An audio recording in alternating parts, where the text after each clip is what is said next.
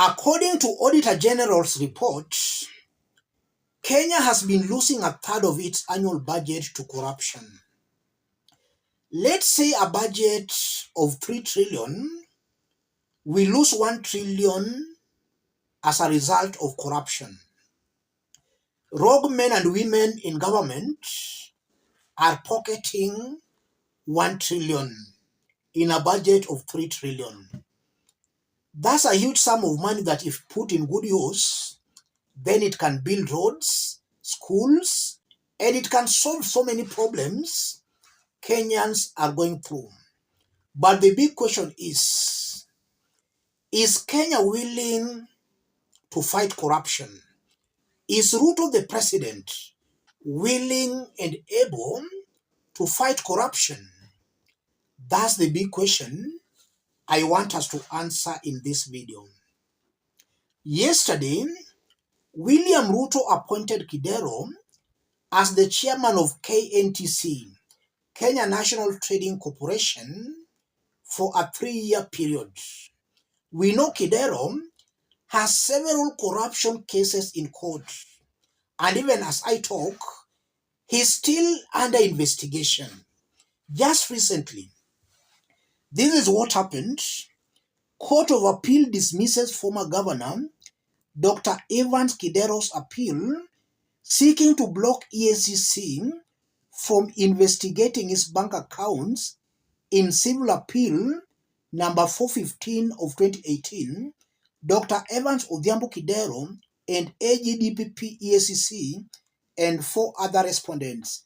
That was in September. So Kidero is still under investigation, and besides the investigations, he has several cases in court. That's the person William Ruto has appointed as the chair of KNTC. Let's have a look at that appointment. President William Ruto has appointed former Nairobi Governor Evans Kidero as chairperson of the Kenya National Trading Corporation, KNTC. In a Gazette notice dated Friday, November 15, President Ruto designated Kidero to serve in his new, office for a period of 3 years effective immediately. That was yesterday. And for Kenyans who can still remember, immediately William Ruto took over power, KNTC imported unfit edible oil into the country. KNTC. Kenya ended up losing over 6.6 billion Kenya shillings simply because of corruption that happened at KNTC. And top managers of KNTC, some have so far been sent home. So we are seeing this government sending some corrupt individuals home and bringing even more corrupt individuals into the same corporation. So we are just going around in circles. And maybe for those who don't know, let's briefly have a look at what KNTC does. The Kenya National Trading Corporation, KNTC, is a state corporation that plays a major role in Kenya's economy. Its roles include distribution. KNTC distributes essential commodities, including produce and hardware, from both domestic production and imports. They also supply goods to retail stores and consumer cooperatives. Supply chain management. KNTC manages the supply chain process from order processing to delivery, ensuring products are delivered on time and in good condition. Warehousing. KNTC has state-of-the-art warehousing facilities that can handle all types of goods. Procurement.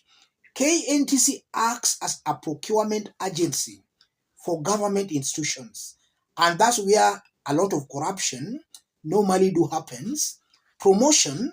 KNTC promotes wholesale, retail, and e-trade and the development of small and medium-sized enterprises, SMEs. Africanization of trading. KNTC aims to enable local Kenyans to venture into trade, price stabilization.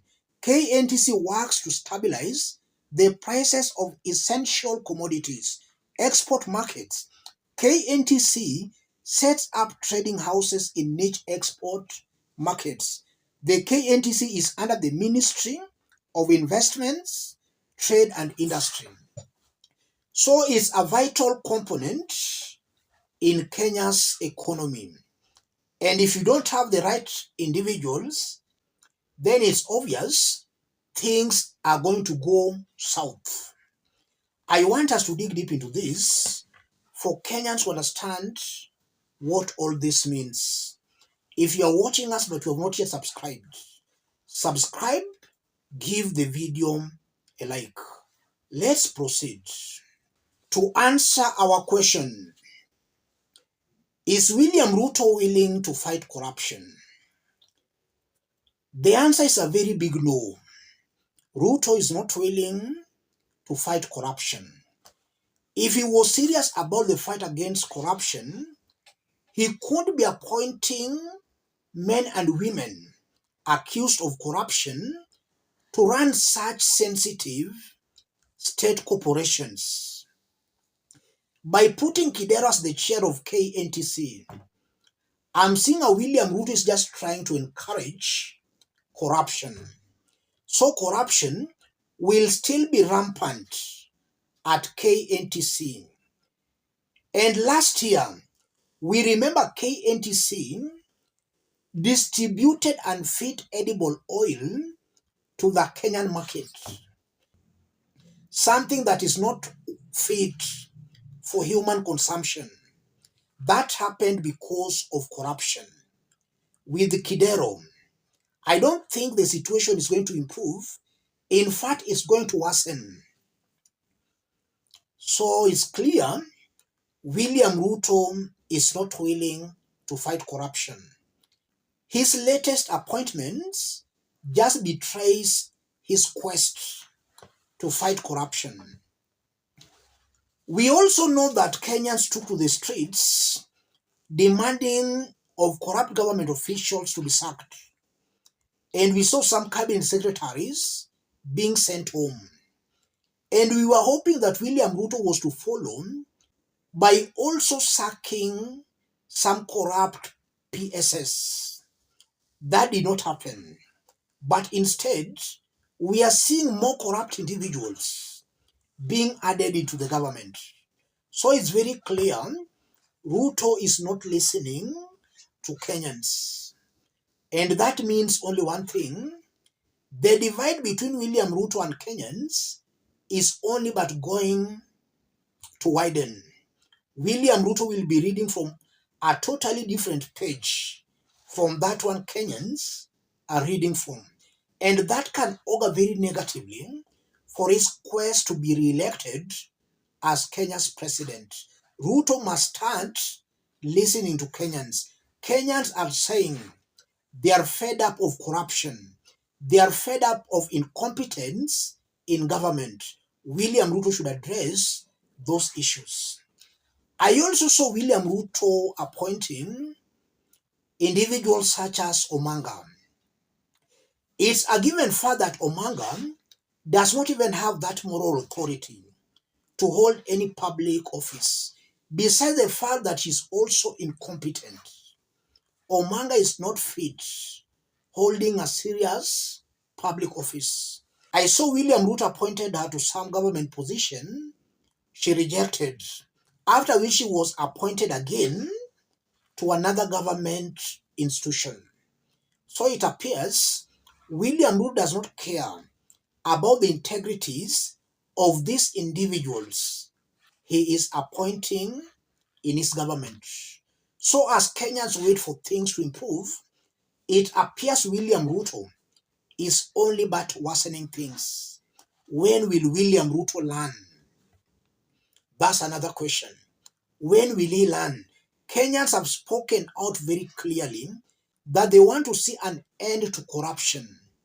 Corruption still continues. Kenyans have also spoken very clearly. They want to see an end to tribalism.